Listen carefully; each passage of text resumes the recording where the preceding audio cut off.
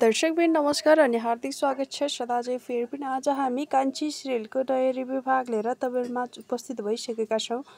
तपाईहरू हाम्रो यस च्यानलमा नयाँ हुनुहुन्छ भने हाम्रो यस च्यानललाई सब्सक्राइब गरी हामीसँगै जोडिनुहोला ताकि हामीले हालेका कान्छी सिरियलका हरेक रिभ्यू भागहरू तपाईहरूमा चाँडै नै ल्याउनेछौँ भन्दै अब भने यसै भिडियोतर्फ लागौँ। दर्शक साथीहरू हेर्नुहोस् त त्यो पापी मान्छेले हाम्रो सागरलाई कति धेरै हप्काएको छ र उनले भनेका छन् कि मैले भनेको मान्छस् कि नै भनेर उनले कतिसम्म गरेका छन् हाम्रो सागरलाई हात प्रहार गरेका छन् र अनेकौं बोलीले प्रहार गरेका छन् र हाम्रो सागरले भनेका छन् कि म नारीलाई इज्जत गर्ने मान्छेले म उसलाई केही पनि भन्दिनँ र म नारीको इज्जत गर्ने मान्छेले यस्तो गर्न पनि सक्दिनँ र मैले यस्तो गरेको पनि छैन र आइन्दादेखि मलाई यस्तो गर्ने कुनै वातावरण पनि नगर र मैले कसैलाई केही पनि गरेको छैन भनेर भनेका छन्। र यता भने सलिना भने चुप्प लाएर एकदमै दहकस मानेर बसेकी छिन्। कतै मामाले मलाई त गाली गर्ने होइन भनेर। आज त्यही सलिनाको कारणले आज सागर र कान्छीको सम्बन्धमा यति धेरै दरार उत्पन्न भएको छ र एकअर्काबाट टाढा हुनु परेको छ र सागर कहाँ छन् भनेर हाम्रो कान्छीलाई पनि थाहा छैन र सागरलाई पनि थाहा छैन कि आफ्नो परिवार आफ्नो श्रीमती छोरीहरू कहाँ छन् र कस्तो अवस्थामा छन् उनलाई केही पनि थाहा छैन। यतिका समय भइसकेको छ बिछोड भएको पनि र कतिन्जेलसम्म यस्तो नि हो त्यो हामी कसैलाई पनि थाहा छैन र अब भने हाम्रो कान्छी उनको परिवार र देवर बाबुसँग यता आफ्नो बुढालाई खोज्नको लागि आएका छन् र अब भने छिट्टै नै हाम्रो सागर र कान्छीको मिलन हुनुपर्छ। जसरी यतिका समयसम्म बन्धक बनाएर राखेका थिए ती सलिना र ती मामाले अब भने तिनीहरूलाई नै एकदमै कैद बनाएर राख्नुपर्छ र छिटोभन्दा छिटो चौकीमा गएर रिपोर्ट गरिदिनुपर्छ। साथै अब भने हाम्रो सागर र कान्छीको सम्बन्ध फेरि पहिला जस्तै राम्रो होस् र उनकै आमाको कारणले 2-4 पैसाको लोभमा परेर उनले आफ्नो छोरालाई यतिसम्म बन्धक बनाएर राखेकी छिन्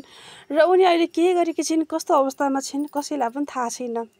र अहिले यता हाम्रो सागरको भाइ पनि कान्छो भाइ पनि आफ्नो दाइलाई खोज्नका निम्ति उनी धेरै भौतारिरहेका छन् र उनले गर्ने व्यवहार पनि एकदमै राम्रो छ।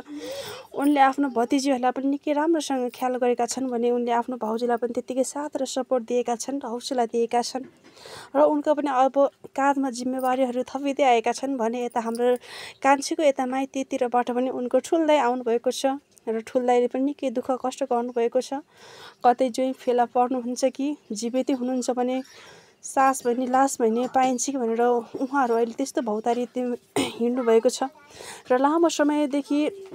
हाम्रो सागर कहाँ छन् र कस्तो अवस्थामा छन् त्यो कसैलाई पनि थाहा थिएन र जब हाम्रो कान्छीले एउटा रूप धारण गरिन् र उनले भनिन् कि मेरो श्रीमान जिउँदै हुनुहुन्छ मेरो श्रीमान मर्नु भएको छैन भनेर उनले जति पनि त्यो नराम्रो पोस्ट गरेर भनेका थिए ती सबैलाई हप्काएर अब भने उनले आफ्नो सिउँदोमा सिन्दुर रङ्गाएर अब भने आफ्नो पोइ बुढालाई खोज्न हिँडेकी छिन् र अब भने उनीहरू जङ्गलमा पुगिसकेका छन् र अब भने हाम्रो सागर र कान्छीको छिटै नै मेलमिलाप होस् र अब भने जति नै बाधा अर्चन आए तापनि हरेक बाधा अर्चनहरूलाई चाहिँ पार गर्दै अब भने हाम्रो सागर र कान्छीको मिलन हुन लागेको छ। सँगै अब भने हाम्रो सागरले अरूको कुरा सुनेर र कुनै साथीहरूलाई पनि आफ्नो साथी मित्रताको भावना लिएर अब भने तिनले आफ्नो घरमा ल्याउनुहुन्न र कुनै पनि साथीको उनले कुराहरू सुन्नुहुन्न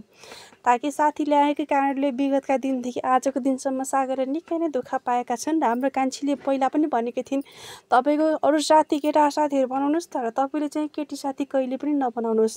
विगतका दिनमा देख्नु भएलाखेरि केटी साथीको कारणले कति धेरै बदनाम सहनु परेको थियो र तपाईँलाई मलाई कति धेरैले छुट्याउन खोजेका थिए र अहिले यो सलिनालाई पनि तपाईँले घर लिएर आउनु उचित थिएन र बिरामी भएको पनि यतिका समय भइसकेको छ अब यो सन्चो भइसक्यो यसलाई हामीले पाल्न सकिन्छ राख्न सकिन्छ खुरुको घर जा भनेर दुईजना बिच पनि निकै मनमुटाव र झैझगडा भएको थियो।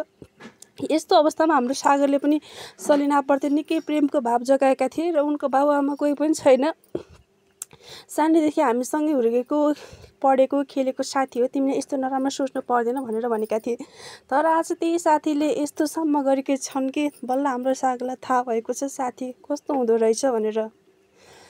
कोही साथीहरू राम्रो मित्रताको भावना हुन्छन् भने कोही साथीहरू दुश्मनताको भावना हुन्छन् कोही नै साथीहरूले मेलमिलाप भएको चाहन्छन् भने कुनै साथीहरू एकदमै रिस र डाहा गर्छन् र उनीहरूकै कारणले वैवाहिक सम्बन्धमा पनि धेरै समस्याहरू आउन सक्छन्। त्यसै कारणले अब भने हाम्रो सागरले अरूको कुरा सुन्नु हुँदैन र आफ्नो परिवारसँगै आफ्नो करियरको आफ्नो भविष्यमाथि चिन्तन गर्नुपर्छ र यतिका समय भइसकेको छ उनी आफ्नो परिवारबाट टाढेको र उनलाई बल्ल होस आएको छ कि ओहो कुनै मित्रताको भावना राम्रो हुन्छन् भने कुनै मित्रताको सम्बन्धले यहाँसम्म पर्दो रहेछ भनेर बल्ल हाम्रो सागरलाई थाहा भइसकेको छ। र अब भने हाम्रो सागरले ती आफ्नी पापिने आमालाई आफूसँग राख्नु हुँदैन र राखे तापनि आफ्नै गाउँमा राख्नुपर्छ र आफ्नो परिवार र बच्चाबाट उनी कहिले पनि टाढा हुनु हुँदैन। ताकि यस्तो अवस्थामा छु भनेर बेला बेलामा आफ्नो श्रीमतीलाई पनि सम्पर्क गर्नुपर्छ, फोन गर्नुपर्छ, ताकि लिटोको सामान लिएर जाने हो भनेर लिन गएका श्रीमान फर्केर नआउँदाखेरि हाम्रो कान्छी कस्तो अवस्थामा पुगेकी थिइन् त्यो हामी सबैलाई थाहा छ। र सागर पनि अहिले सकुशल नै रहेछन्, तर कसैले बन्धक बनाएर राखेका रहेछन्। र अब भने त्यो बन्धकबाट सागर पनि छिट्टै नै आउनुपर्छ र सागरको उद्धार हाम्रै कान्छीद्वारा गरिनुपर्छ भन्ने जतिले तलको खाली कमेन्ट बक्समा कमेन्ट गरिदिनु होला। र यो भिडियोलाई जस्तो लाग्छ त्यस्तै तलको खाली कमेन्ट बक्समा कमेन्ट गरिदिनु होला भन्दै अहिलेको रिभ्यूबाट बिदा हुन चाहन्छु। धन्यवाद।